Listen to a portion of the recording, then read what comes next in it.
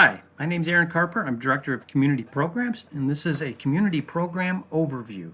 Hope you enjoy the presentation. The first part of the presentation is about our truths. I'd like to review these really quickly. They're true for the college program, and they're also true for us. And in summary, I'll run through them quickly. Everyone is different. People learn by doing best. Vocation leads to independence. That's a really critical one for our program. The ability to get and keep a job is the single most important factor to being able to live independently. And we will often find that in our program, some of the most difficult times are in between jobs, and that does require a bit of support. Cliffs are inevitable without lifelong engagement. And I want to summarize that one in saying that this is lifelong. Transitions, disruptions to our lives can have a significant impact throughout our lives. And we have found over a long period of time that having a support network there to help can really help maintain independence. We also know that social beings need a social life. And that is very important to self-esteem, self-identity, and part of our growth as adults. How the program is different from college. We have 80 participants in the program, so that's a lot more than the number of college students, and we have fewer staff. Participants can expect that they are far more independent and are now year-round residents of Richfield. Structured activities in the day are gained through employment.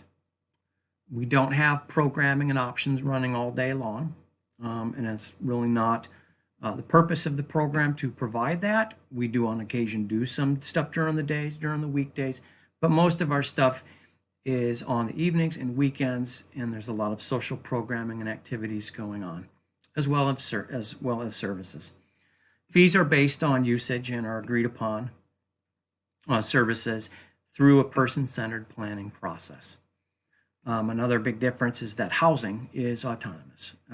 We do not control housing. We don't pick houses, assign roommates. We don't assist with leases and all of those issues. We do support participants in making sure that they may have their bills paid or that they have a good relationship with their roommates, but we have very little decision making in that process. The enrollment criteria for the program. You must have completed and be in good standing with the college program. We also want you to be in the community program, but we want you to want to be in the community program. And one of the ways that we see that is with active participation. You also need to meet the minimum competency levels with supports in place as needed. Those supports can vary from person to person, and some individuals may need more in order to sustain independence than what we can provide. But at the same time, as long as it's in place, then we're good to go. You need to be able to manage your medications independently or with appropriate accommodations. Participants also need to have and utilize a personal system for accessing the community safely and independently for appointments and personal leisure. They must be able to monitor and maintain healthy daily living behaviors like diet, exercise, and emotional stability. You must have an established personal support system, which includes qualified professionals like physicians, psychologists, or therapists, and sometimes other agencies or dentists, family, friends, emergency contacts. All of those things are part of an important personal support system. Participants also need to have routinely scheduled events to structure time during the week, generally through employment, but may include actively working toward obtaining employment or an established volunteer schedule or attending school. The program is divided into a few different areas. The first is the social engagement program. The other is services. So we'll now go over those key two areas of the program before we conclude. The social engagement program is staffed by our social engagement manager and a team of activity staff who develop an activities calendar, which is complete with facilitated weekly social activities, excursions, clubs, continuing education, or something that kind of looks and smells like electives in the undergraduate program, but is still optional, and there's travel programming. The program is housed in the community center, which offers participants added assets, including recreational equipment, computers, gaming systems, a movie library, Wi-Fi, good Wi-Fi, I will add, cable, art space and supplies, a band room with drums and piano and other instruments. We also have board games, and then there's also ground space for those who need a safe place to roam or hang out. Many participants make this daily stop before and after work to informally connect with peers and sustain their network of social connections. So this community center access is a valuable piece that enriches a lot of their lives, and not just through the programming and activities calendar, but having an additional place to be and to belong. The other core area of the program is services, and this slide provides an overview of how the services work. And so I'm kind of mouse over here, but the services are person-centered and goal-driven. They're designed to be rehabilitative and growth-oriented. They are not PCA services where somebody may need daily support with activities of daily living, but they are a wide variety of services. They are also CDCS accessible in most cases if you have a community support plan with Hennepin County. Our services are holistic, and they are described in detail in the Community Services Catalog. Those services include social emotional supports, a wide variety of supports there, crisis management, assisting with relationships, navigating trauma, dealing with issues such as depression and anxiety with long-term supports. We also offer independent living supports, and so it may be that we have some participants that may not want to take initiative, and some prompts and reminders are really just the key to helping them keep things going smoothly in their apartment, like taking out garbage on a regular basis and things like that. And we also have wellness supports, so we do offer some support with nutrition planning, meal planning. We do some cooking support, but usually if it's designed in and around goals related to wellness and health. And then, of course, we do have all of our career supports, which is offered through our career services. All of these supports are really monitored through a process that's in the middle here with these colored wheels, where we first look at the progress profile of a participant and identify the risks. Then we move on and we develop an individualized service plan that's customized to their needs. Then we have an agreement of what services and hours we're going to deliver. And then, of course, we follow it up with a review of the goals and how things are going, and that happens annually. And so this is kind of an annual cycle that helps maintain our services and keep them tuned to what is needed and keep them person-centered. Additionally, we offer services such as grocery store transportation to a variety of locations. We have access to the YMCA with a discounted membership that we can pass that on. We also have scheduled transportation to the YMCA.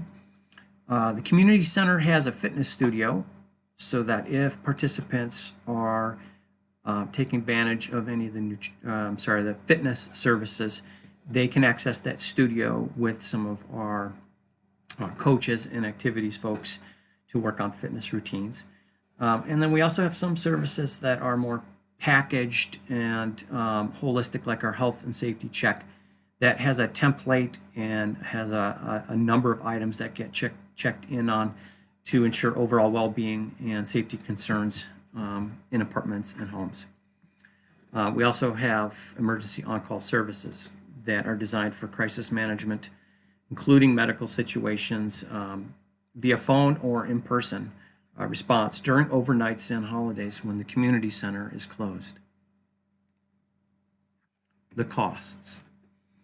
Fee structure of the program. The community program is actively working with the MICC Board of Directors and current families to set fee structures and programming options and service rates for 2021. And for that reason, we're not listing out all the rates here because they're likely to change.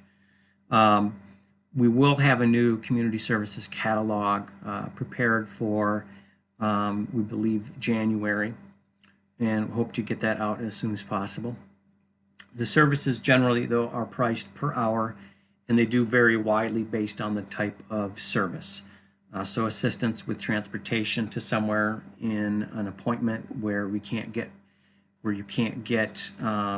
anybody to get you there, like the bus service, we would be able to do that, and that's going to be a cheaper rate per hour than, say, working with one of our specialists on a crisis with a peer. We also have a financial assistance program, and that is available based on a sliding scale for need across the program. That takes place in spring and begins July 1st of every year and cycles through each year, so you have to reapply each year. We also have many families that have been able to get nearly 100% of their fees covered with CDCS waivers. So those of you in the undergraduate program who are already using waivers, there's a high likelihood that those waivers will convert and be able to be used for a lot of the community program fees. Transitions and cliffs. What does transition look like if I do choose to enroll? Freshman and junior families will want to pay close attention to your progress profiles, which is kind of a measure of how you're doing in each of the different competency areas. And with those evaluations going into your junior and senior year, you'll be able to anticipate what types of services you may need and what additional supports might be needed for long-term independence. And in many cases, there may be no services needed. And so that just depends. During your senior year, our transition and resource coordinator will work closely with each family to map out and better understand the benefits of this program and help you make a good choice about what's next. New participants in our program frequently use more services than others, but we often find that they need less support than we thought they may need. And we also see that after the first 6 months to a year that those needs do decline.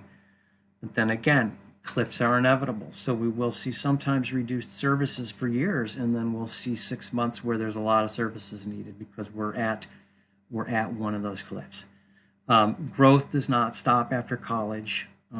We see rebellious streaks, relationship issues, self-identity development milestones. We have setbacks. We see incredible growth spurts in maturity, even in some of our most seasoned participants at the age of 40 plus. So the transition and cliffs is really lifelong, and we believe that one of the secret sauce items here for MICC is that we believe that you can do it, and we believe that independence is critical, and but we also know that everybody needs support networks, and that's what we want to be here for.